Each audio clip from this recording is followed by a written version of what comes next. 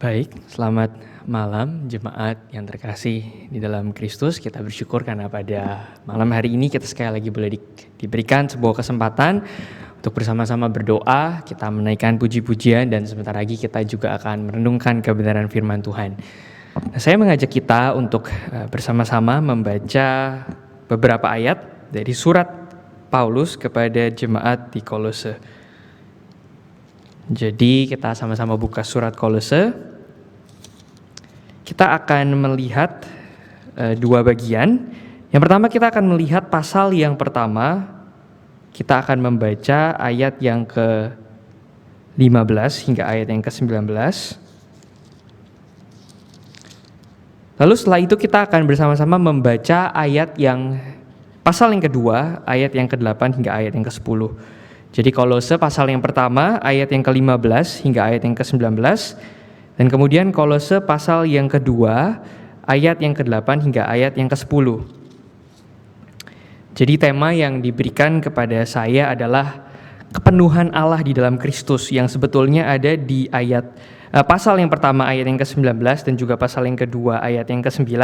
Tetapi kita akan membaca beberapa ayat yang sebelumnya untuk lebih memahami konteksnya. Saya akan membacakan bagian ini untuk kita semua. Keutamaan Kristus. Ia adalah gambar Allah yang tidak kelihatan, yang sulung, lebih utama dari segala yang diciptakan. Karena di dalam Dialah telah diciptakan segala sesuatu yang ada di sorga dan yang ada di bumi, yang kelihatan dan yang tidak kelihatan, baik singgasana maupun kerajaan, baik pemerintah maupun penguasa. Segala sesuatu diciptakan oleh Dia dan untuk Dia. Ia ada terlebih dahulu dari segala sesuatu, dan segala sesuatu ada di dalam Dia. Ialah kepala tubuh, yaitu jemaat. Ialah yang sulung, yang pertama bangkit dari antara orang mati, sehingga ia lebih utama dalam segala sesuatu. Lalu ayat yang ke-19, karena seluruh kepenuhan Allah berkenan diam di dalam Dia. Lalu kita akan bersama-sama melihat pasal yang kedua, ayat yang ke-8 hingga ayat yang ke-10.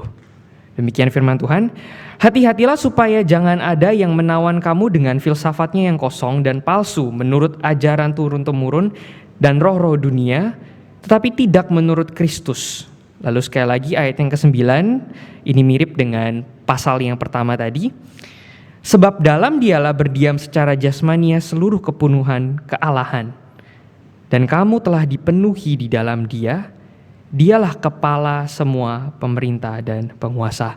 Amin. Rekan-rekan, mari bersama-sama kita tundukkan kepala dan kita bersatu di dalam doa.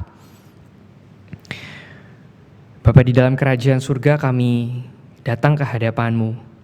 Kami menaikkan pujian dan kami berkata bahwa kami rindu dijadikan rumah doa. Kami rindu keberadaan kami boleh menjadi berkat bagi orang-orang yang ada di sekitar kami. Dan kami mengerti Bapa, tanpa tuntunan firman-Mu, tanpa kami tinggal di dalam Kristus, maka hal itu tidak akan terjadi. Oleh karena itu pada malam hari ini, ketika kami menghadap Engkau, kami membuka hati dan pikiran kami menyerahkan diri kami dipimpin oleh Roh Kudus. Kau juga yang menolong hamba-Mu yang penuh dengan keterbatasan. Engkau yang mampukan dia, urapi dia untuk menyampaikan apa yang menjadi pergumulannya bersama-sama dengan Engkau dalam firman yang telah direnungkan. Terima kasih Bapa, kami menyerahkan waktu kami ke depan sepenuhnya ke dalam tangan-Mu. Hanya dalam nama Tuhan Yesus Kristus kami berdoa. Amin. Sekali lagi selamat malam Bapak, Ibu, dan juga saudara-saudari yang terkasih di dalam Kristus yang berada di rumah. Jadi pada ayat yang kita baca barusan, kita merenungkan sebuah tema yang berjudul kepenuhan Allah di dalam Kristus. Jadi sebetulnya kalau kita baca sekilas, ini adalah sesuatu yang mungkin gak terlalu new untuk kita. Kenapa? Karena kita tahu memang di dalam Kristus Allah menyatakan diri secara penuh. Artinya apa? Artinya ini adalah sesuatu yang mungkin doktrinal. Ini adalah sesuatu yang kita pahami, Kristus adalah pribadi yang ilahi. Tapi ketika kita melihat bagian ini, ketika kita paham bahwa Kristus adalah pribadi yang ilahi dan Allah tinggal di dalam Dia karena memang Dia adalah Allah, Apa implikasinya di dalam kehidupan kita? Apa praktisnya, apa aspek praktikalnya di dalam kehidupan kita? Karena ketika kita tahu Kristus adalah Tuhan, dan memang kita udah tahu Kristus adalah Tuhan, jangan sampai hal ini menjadi sesuatu yang mengawang. Ketika kita tahu kemuliaan Allah, kepenuhan Allah diam di dalam Kristus, lalu apa? Apa signifikansinya di dalam kehidupan kita? Apa sangkut pautnya dengan kehidupan kita? Karena semenjak kita jadi orang Kristen kita udah tahu Kristus adalah Allah. Jadi ketika kita melihat dan merenungkan kembali bagian ini, apa sih pesan yang bisa kita renungkan bersama-sama dan kita aplikasikan di dalam kehidupan kita? Karena kan barusan kita udah membaca ayat-ayat yang kita akan gali nanti. Tapi mungkin saya ingin mengajak kita untuk melihat secara khusus ke dalam ayat yang mengatakan bahwa segala sesuatu diciptakan oleh Dia dan untuk Dia. Jadi kita akan bersama-sama belajar bahwa kepenuhan Allah diam di dalam Kristus.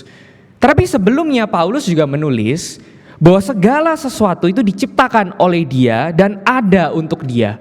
Jadi segala sesuatu yang ada di muka bumi ini, segala sesuatu yang ada di alam semesta ini diciptakan oleh Kristus dan juga untuk Kristus.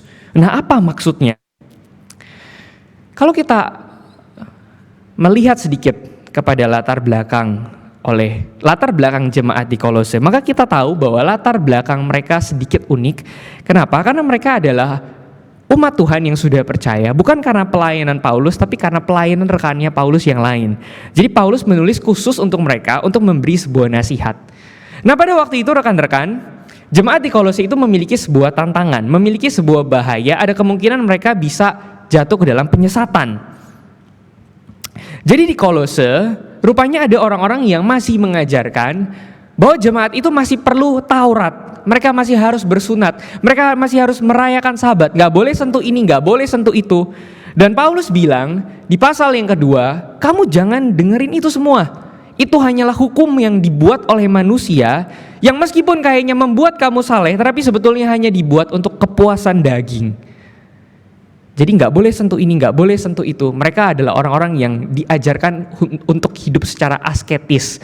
Hidup secara asketis artinya adalah hidup secara sederhana. Jadi berpuasa, menyiksa diri, merengkuh penderitaan. Kalau zaman kita sekarang mungkin kita tahu orang-orang yang tinggal di dalam biara. Itu adalah orang-orang yang hidup secara asketis. Mereka harus tunduk kepada hukum Sabat, hukuman mengenai makanan, semua makanan mereka diatur. Nah, tetapi kata Kristus, kata Paulus, rupanya di dalam Kristus semuanya itu udah gak perlu. Kenapa? Karena segala sesuatu diciptakan oleh Kristus dan untuk Kristus. Artinya apa? Artinya di dalam kehidupan mereka, di dalam kehidupan jasmani mereka, tidak ada satu hal pun yang haram gitu. Jadi Kristus sudah merubuhkan tembok-tembok itu sehingga gak ada lagi yang namanya haram. Gak ada lagi yang namanya kamu dibelenggu oleh tradisi. Gak ada lagi yang namanya kamu menyiksa diri, kamu berpuasa, menjauhkan diri kamu dari makanan dan sebagainya karena yang material itu jahat. Enggak. Semuanya itu adalah punya Kristus. Semuanya itu diciptakan oleh Kristus dan artinya semuanya itu baik adanya.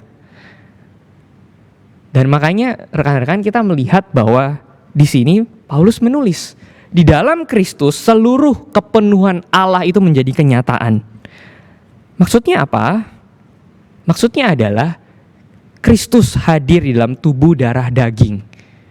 Kalau jemaat di Kolose itu bisa disesatkan karena orang-orang itu menganggap tubuh adalah sesuatu yang jahat, maka justru enggak. Kristus berinkarnasi menjadi manusia untuk membuktikan bahwa ternyata tubuh jasmani ini adalah sesuatu yang fine.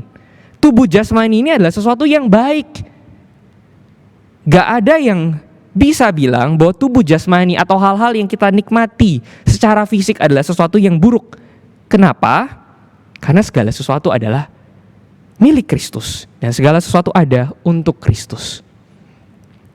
Rekan-rekan, saya mau mengajak kita untuk sedikit melihat, kalau misalnya di dalam perjanjian lama Allah itu menyatakan dirinya secara partial, secara sebagian, misalnya lewat hukum Taurat.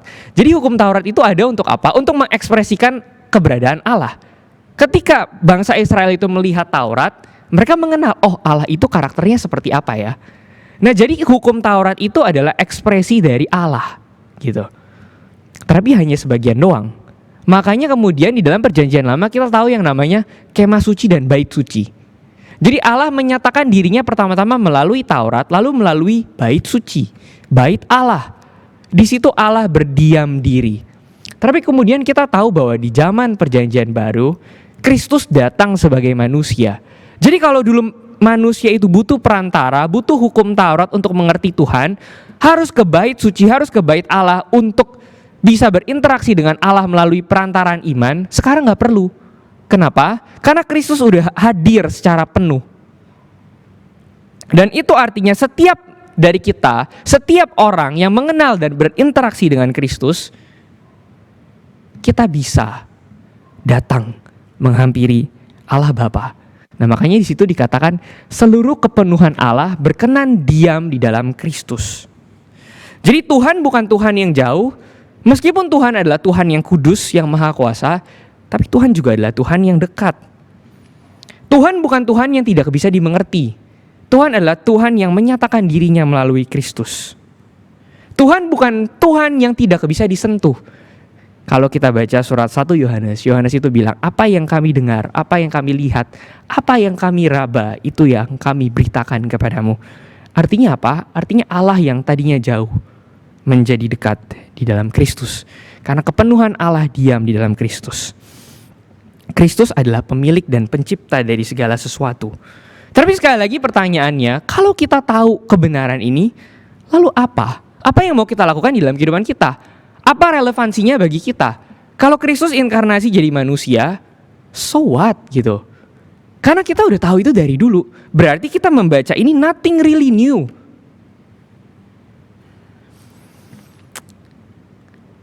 Dan Paulus bilang, oleh dialah, oleh Kristuslah Bapa memperdamaikan bumi dan segala isinya, termasuk kita manusia yang berdosa dengan dirinya.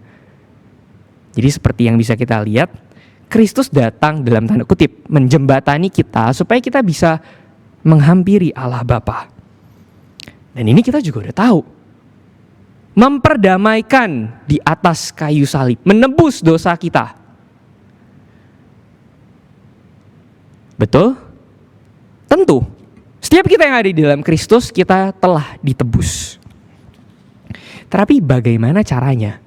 Kalau di sini Paulus juga menulis bahwa Bapa itu memperdamaikan segala sesuatu dengan dirinya melalui Kristus, boleh gak sih kita ngintip ke dunia di sekitar kita? Kita ngintip lihat realita yang ada di sekitar kita. Pengampunan dosa kita udah terima, sure. Tapi realitanya, apakah Bapa, apakah Kristus betul-betul sudah memperdamaikan bumi dan segala isinya? Nah, ini menjadi sebuah persoalan. Karena kalau kita jujur dan kita ngelihat ke dalam kehidupan kita atau ke dunia di sekitar kita, rupanya memperdamaikan ini belum terjadi secara full. Kita sempat belajar di kebaktian doa yang 2 minggu yang lalu, istilah already but not yet. Udah, tapi belum sepenuhnya. Kayak kita yang udah divaksin dosis pertama, udah tapi belum divaksin dosis kedua. Jadi already but not yet. Dan kita bisa melihat rupanya memperdamaikan. Ketika Allah memperdamaikan bumi dan segala isinya dengan diri Dia, rupanya ini adalah pekerjaan yang belum tuntas. Meskipun dosa kita sudah diampuni, meskipun udah ada jembatan antara kita yang berdosa, antara dunia yang berdosa ini dengan kerajaan surga, tapi rupanya sifatnya masih already but not yet. Rekan-rekan, ada yang tahu nggak ini gambar apa? Jadi kalau kita perhatiin berita mungkin sekitar beberapa bulan yang lalu, tahun lalu itu sempat rame. Kalau kita ikutin berita perdagangan dan berita politik, ada sebuah kasus yang cukup gempar. Ini gambar bibit lobster. Kita pasti ingat kasusnya ya. Jadi bibit lobster diekspor ke luar negeri, ke Vietnam dan ke beberapa negara yang lain. Tapi rupanya ada permainan di dalam situ. Dan Menteri Perikanan yang sebelumnya udah kasih warning, jangan ekspor benih lobster, kita rugi sendiri, nelayan nanti pada mati. Lobster itu dijual kalau udah gede sekilonya 700.000 sampai 1 juta. Karena kan Saudara-saudara yang terkasih di dalam Kristus, saya ingat ketika saya mungkin umur 5 atau 6 tahun, saya waktu itu lagi liburan di Bali. Nah, waktu itu saya pergi ke restoran Jimbaran. Kebetulan saya emang suka lihat ikan gitu. Jadi dari dulu tuh saya hobi piara ikan. Saya suka lihat ikan di akuarium. Walaupun saya nggak terlalu bisa makan seafood. Dan di situ untuk pertama kalinya saya lihat lobster itu. Lobster air laut yang harganya itu super mahal. Saya bilang ke mami, nih mau coba boleh nggak? Nggak dikasih gara-gara mahal. Nah ini sempat heboh. Bibit lobster asal Indonesia, asli punya Indonesia, diekspor untuk kepentingan orang-orang tertentu.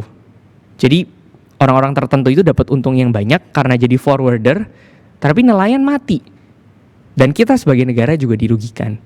Nah ini adalah sesuatu yang mungkin kita udah gak bisa apa-apain. Kenapa? Karena udah terlanjur terjadi.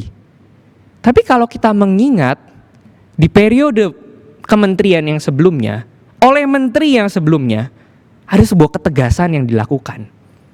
Jadi kalau ada nelayan dari negara lain yang masuk ke perairan Indonesia, melakukan illegal fishing, bahkan mungkin satu ikan doang, nangkep gitu, nyerok satu ikan teri doang, itu udah termasuk illegal fishing. Dan apa yang akan dilakukan? Kapal itu akan ditenggelamkan. Kenapa? Kenapa ini harus dilakukan? Ini harus dilakukan karena ini adalah masalah kepemilikan, masalah ownership. Kalau di perairan Indonesia, ya semua hasil lautnya itu punya Indonesia. Kalau Anda bukan dari Indonesia, Anda datang terus Anda ngambil hasil Indonesia, ya kita nggak boleh tinggal diam, kita harus rebut balik. Ini masalah kepemilikan, ownership. Nggak boleh sembarangan ngambil apa yang bukan milik kamu. Ini berada di dalam kuasa Indonesia, dari Indonesia dan untuk Indonesia. Rekan-rekan, kalau kita melihat ke dalam Alkitab, kalau saudara-saudari itu membaca Matius 12 ayat yang ke-29, Tuhan Yesus itu pernah mengatakan sesuatu yang sangat mirip. Dia bilang bahwa kalau kamu masuk ke dalam rumah orang, kamu ingin merampas isinya, dan orang di dalam rumah itu adalah orang yang kuat, kamu harus bawa tali. Kamu harus ikat dulu orang di dalam rumah itu, baru kamu bisa rampok isinya. Artinya apa? Di sini Tuhan Yesus lagi pengen bilang, kalau kamu ingin merebut apa yang sudah diambil oleh iblis, apa yang berada di bawah kuasa kegelapan, kamu gak bisa main-main. You have to do something, you have to make an action. Kamu harus ikat apa yang ada di dalam rumah itu, tarik keluar, baru kamu bisa rampok isinya. Nah di sini kita melihat ada dua sisi. Di satu sisi Yesus memperdamaikan kita dengan Allah Bapa melalui penebusannya, dengan cara yang mungkin damai. Tapi kita harus ingat, Yesus juga pernah berkata, aku datang bukan untuk membawa damai, tapi untuk membawa pedang. Artinya apa? Artinya betul bahwa di satu sisi Kristus itu memperdamaikan kita, manusia berdosa. Tapi di sisi yang lain, Kristus juga bilang, aku datang bukan untuk membawa damai. Ada sesuatu yang harus kamu lakukan. Beberapa waktu yang lalu saya sempat membaca sebuah kutipan. Saya lupa yang nulis siapa, tapi kutipan itu berbunyi seperti ini, saudara-saudari.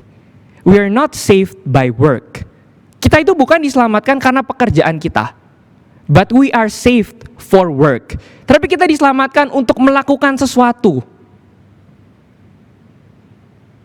Nah, kalau kita membaca surat ini, lalu kita tahu Kristus itu ada memperdamaikan kita dengan Allah Bapa, tapi berhenti di situ tok, maka ini menjadi persoalan. Kenapa kita menjadi gereja yang hanya bergerak ke dalam, dan mungkin orang-orang di sekitar kita, bahkan mungkin keluarga kita, tempat kita bekerja, dimanapun kita berada, apakah ada sesuatu yang kita berikan, kontribusi sekecil apapun? Oleh karena itu kita harus melihat ayat yang pertama tadi, pasal yang pertama ayat yang ke-19 tadi, kita harus sandingkan dengan pasal yang kedua, masih membicarakan hal yang sama. Di situ Paulus menulis, sebab di dalam dialah, di dalam Kristuslah berdiam secara jasmania seluruh kepenuhan kealahan. Tapi dia gak berhenti di situ. Dia kemudian melanjutkan, dan kamu telah dipenuhi di dalam Dia. Artinya sama seperti Kristus dipenuhi oleh Allah, sama seperti Kristus adalah gambar Allah, wakil Allah bagi dunia ini, kita juga begitu. Makanya kalau Kristus itu memperdamaikan kita dengan Allah Bapa, maka di sini kita bisa melihat bahwa kita juga dipanggil, setelah kita diperdamaikan, kita juga dipanggil untuk memperdamaikan apa yang ada di sekitar kita dengan Allah. Kita dipanggil untuk memperdamaikan apa yang ada di sekitar kita, lingkungan kita, apapun itu, dengan Allah. Jadi kita punya peran yang sebetulnya mirip. Sama seperti Kristus datang, kita juga seharusnya punya peran yang mirip. Kita punya peran untuk melakukan sebuah rekonsiliasi. Nah, oleh karena itu ada seorang perdana menteri, mantan perdana menteri di Belanda, yang pernah berkata begini: di dalam segala ciptaan, di dalam segala alam semesta, gak ada satu inci pun bagian di mana Kristus itu gak berkata bahwa bagian itu adalah miliknya. Jadi Perdana Menteri ini kemudian menyadari, tadinya dia adalah seorang teolog. Dia menulis banyak karya-karya teologis. Lalu dia masuk ke dalam perenungan ini. Gak ada satu hal pun di muka bumi ini yang bukan milik Kristus.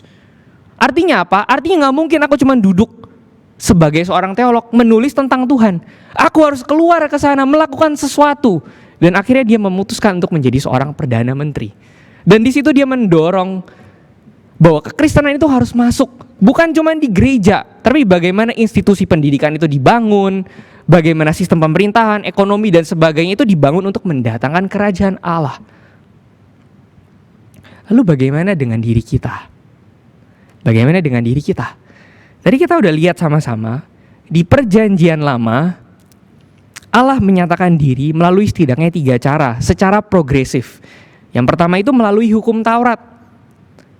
Bangsa Israel adalah bangsa yang bertaurat. Dan Taurat adalah ekspresi dari karakter Allah. Jadi kalau bangsa Israel itu bergaul di tengah lingkungan yang gak mengenal Allah, harapan awalnya pada waktu itu adalah orang-orang di sekitar itu bisa melihat bahwa mereka adalah bangsa yang kudus, dan orang-orang itu bisa terberkati melalui kehadiran Israel, dan akhirnya melalui bangsa yang kecil ini. Kalau kata janji Allah kepada Abraham, semua keturunan itu akan menjadi keturunan Abraham. Kenapa? Karena dari Israel yang kecil ini semua orang bisa datang untuk mengenal Allah. Tapi kenyataannya bangsa Israel rupanya gagal. Mereka jatuh ke dalam penyembahan berhala. Sekalipun Allah berdiam diri di dalam kemah suci, sekalipun Allah kemudian berdiam diri di dalam bait Allah, tapi rupanya mereka gagal. Dan untuk menjawab kegagalan itu, karena sebelumnya sudah ada nubuat bahwa akan datang seorang juru selamat, maka datanglah Kristus. Bukan Allah yang berkemah dalam bentuk bangunan, bait Allah, no. Tapi Allah yang berkemah dalam bentuk atau wujud manusia. Allah menjadi daging. Tapi itu 2000 tahun yang lalu. Saudara-saudari yang terkasih dalam Kristus. Kristus udah gak ada. Kristus sudah naik ke surga. Kita melihat ke dunia di sekitar kita sekarang, where is Christ? Dan oleh karena itu, kita ditinggalkan sebuah panggilan yang sama. Kalau kita membaca surat-surat Paulus yang lain, Paulus itu juga berkata bahwa kita adalah bait Roh Kudus. Dan Allah itu diam di dalam diri kita. Artinya kita itu adalah mini Christ. Kristus kecil. Kita melihat sebuah pewahyuan yang progresif, sebuah pekerjaan Allah yang terjadi secara progresif. Kalau dulu Allah memberikan Taurat, kalau dulu Allah menyatakan diri melalui baitnya, kemudian menyatakan diri melalui anaknya, sekarang Allah menyatakan diri melalui umatnya, yaitu gereja. Tapi bagaimana caranya? Bagaimana caranya kita sebagai gereja atau sebagai individu bisa memperdamaikan dunia yang jahat ini dengan kerajaan Allah? Karena kan kita dipanggil bukan untuk memusuhi dunia. Allah kita bukan Allah yang meninggalkan dunia, tapi Allah yang menyembuhkan dunia ini. Jadi ketika kita nanti suatu hari meninggalkan dunia ini, lalu ke suatu tempat yang biasanya kita sebut sebagai surga, rupanya surga itu digambarkan oleh Alkitab sebagai langit dan bumi yang baru. Artinya apa? Artinya kita gak kemana-mana. kita akan tetap di tempat ini, tetapi tempat ini nantinya akan diperbarui oleh Allah. Dan apapun yang kita kerjakan sekarang itu berkontribusi untuk kerajaan Allah yang akan datang nanti. Semua yang kita ikat di bumi ini akan ada hasilnya. Tapi pertanyaannya sekarang kembali, gimana caranya kita bisa memperdamaikan dunia ini? Kehidupan yang ada di sekitar kita, bahkan hidup kita sendiri dengan Allah.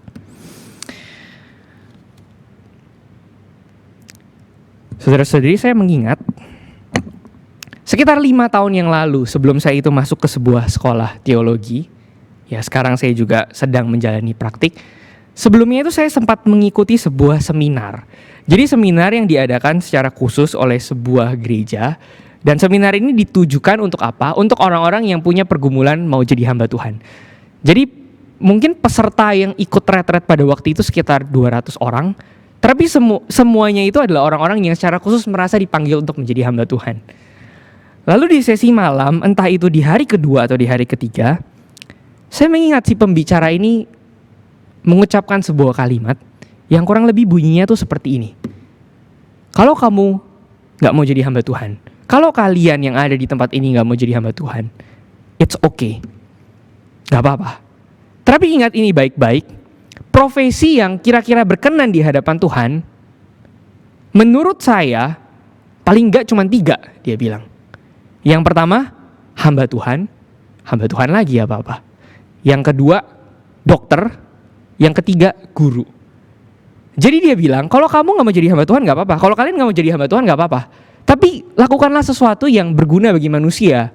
At least jadi dokter, at least jadi guru. Tapi nomor 1 tetap hamba Tuhan. Dia bilang kayak gitu. Seolah-olah jadi hamba Tuhan itu paling superior dari profesi-profesi yang lain. Nah lalu saya pulang dari retret itu, bahkan sampai kemarin saya mempersiapkan bagian ini, saya masih keinget dan rasa gelisah itu masih ada. Karena saya bergumul dan saya bertanya-tanya, masa iya sih Tuhan? Masa iya profesi yang paling berkenan di hadapanmu itu jadi hamba Tuhan? Bekerja full time di gereja jadi pengabar Injil, masa iya? Atau nomor 2 jadi guru, jadi dokter? Gimana dengan orang-orang di luar sana yang gak dapat kesempatan untuk studi jadi guru atau jadi dokter karena gak gampang? Gimana dengan orang-orang di luar sana yang dikasih karunia yang berbeda? Saudara-saudari, jujur saya gelisah mendengar ucapan itu. Apa iya pekerjaan Tuhan itu dibatasi hanya oleh 3 profesi ini? Apa iya ada profesi yang kurang rohani, yang kadar rohaninya cuma 80%, kalau jadi guru 90%, jadi dokter 95%, jadi hamba Tuhan 100%? Apa ada yang seperti itu ya? Dan kita sering secara gak sadar mungkin mengalami ini di gereja. Kita pikir semua kegiatan yang kita lakukan di gereja adalah kegiatan yang baik. Kegiatan yang menyenangkan hati Tuhan. Tapi apakah demikian? Pada hari ini kita bersama-sama mendapatkan jawabannya. Firman Tuhan berkata bahwa segala sesuatu itu diciptakan oleh Dia, untuk Dia. Artinya gak ada satu hal pun yang sebetulnya gak baik pada dirinya sendiri. Gak ada satu hal pun yang kita gak bisa persembahkan untuk Tuhan. Makanya Paulus di dalam surat yang sama, di dalam surat Kolose ini, kita pasti ingat dia pernah nulis di Kolose 3 ayat yang ke-23, lakukanlah segala sesuatu untuk Tuhan. Kamu jadi budak, kamu lakukan itu seperti untuk Tuhan dan bukan seperti untuk manusia. Karena sejalan dengan apa yang kita lihat tadi, semuanya itu adalah punya Kristus. Kalau semuanya itu adalah punya Kristus dan sudah diperdamaikan oleh Kristus, artinya gak ada satu hal pun yang gak rohani. Nah oleh karena itu saya ingin mengajak kita melihat pada malam hari ini aplikasi yang mungkin kita bisa lakukan. Kalau dulu Kristus hadir, kalau dulu Allah hadir melalui bait Allah, lalu Allah hadir melalui Kristus, sekarang Allah juga hadir melalui segala sesuatu yang mungkin kita bisa kerjakan. Bukan cuman jadi hamba Tuhan, bukan cuman jadi dokter. Kita memperdamaikan Allah dengan dunia ini bukan dari profesi-profesi itu doang. Bukan cuman ketika kita jadi guru, tapi bahkan ketika kita misalnya jadi seorang pengusaha. Apakah kita memperhatikan kesejahteraan orang yang bekerja dengan kita? Ketika kita menjadi seorang pembeli, kita naik Gojek, apakah kita memperhatikan kesejahteraan si bapak yang menolong kita mendapatkan barang-barang yang kita mau, yang nganterin makanan kita? Kita sebagai buyer loh, bukan sebagai orang yang punya usaha. Kalau kita merenungkan baik-baik, sebetulnya semua yang kita lakukan itu bisa mendatangkan kerajaan Allah. Gak ada yang non rohani, gak ada lagi yang duniawi. Karena di sini Paulus bilang, jangan kamu dengarkan lagi filsafat-filsafat yang kosong itu. Jangan sentuh itu, jangan sentuh yang lain. Seolah-olah semuanya itu gak rohani. Kristus mati, Kristus bangkit untuk menebus semuanya. Kalau kita jadi ibu rumah tangga, jadi orang tua, kita bisa mempersiapkan anak kita seperti anak kita itu milik Tuhan dan bukan milik kita. Apakah itu bukan sesuatu yang mulia? Bukankah kita sering di dalam gereja justru malah jadi orang tua yang protektif, orang tua yang gak mengerti pergumulan anaknya, orang tua yang mengekang anak untuk kemauan kita sendiri? Kita pikir itu ajaran yang berasal dari gereja, padahal kita membatasi pekerjaan Kristus di dalam ciptaan kalau kita punya ego yang seperti itu. Kalau kita jadi koki, masak masakan yang terbaik dengan bahan yang terbaik, jangan banyak-banyak pakai micin, supaya orang-orang yang ada di sekitar kita, supaya orang-orang yang kita kepadanya menjual makanan, mereka bisa hidup secara sehat dan bahagia. Umur panjang bisa dipakai sama Tuhan. Jadi kata siapa di dalam pekerjaan-pekerjaan yang lain kita nggak bisa menghadirkan Kristus? Jadi apa yang harus kita lakukan? Satu poin yang bisa kita ambil pada malam hari ini, mari kita sama-sama buang sikap yang dualis. Dualis itu artinya kita memisahkan yang mana rohani, yang mana duniawi. Nggak ada yang kayak gitu. Semua yang material, semua yang jasmani di dalam alam semesta ini adalah kepunyaan Allah. Artinya apa? Jangan terlalu banyak ngumpet di balik pelayanan. Jangan terlalu banyak ngumpet di balik pekerjaan-pekerjaan yang kita lakukan di gereja, tapi di luar sana kita melempem. Kalau kita terlalu banyak ngumpet di gereja, ayo kita keluar sama-sama. Kita rebut apa yang menjadi milik Tuhan di luar sana, yang udah terlanjur berada di bawah pengaruh dosa. Biar dunia ini mencicipi kehadiran Tuhan di dalam diri kita. Jangan jadi orang yang menimbun talenta. Jangan jadi orang yang menimbun talenta seperti apa yang dikatakan oleh Kristus. Kalau emang kita dikasih karunia untuk berkarya di luar sana, lakukan semua itu. Bahkan kita ada digital ministry sekarang, untuk apa? Ya karena kita tahu bahkan di situ pun Kristus bekerja. Bahkan di situ pun dalam tanda kutip penebusan Kristus bisa menjadi kenyataan ketika kita menggunakan kreativitas kita untuk mendatangkan kerajaannya.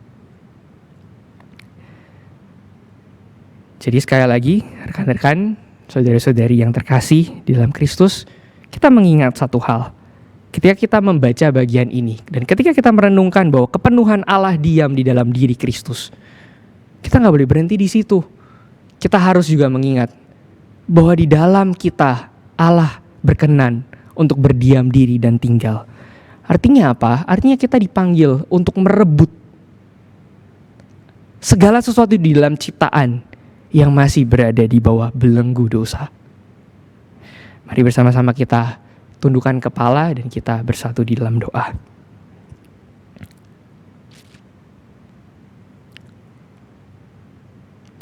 Bapa yang ada di dalam kerajaan surga, kami rindu.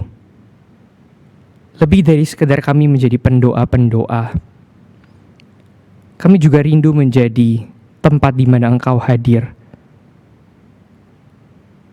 Kami boleh menjadi perpanjangan tangan-Mu dimanapun kami berada, apapun juga yang kami kerjakan.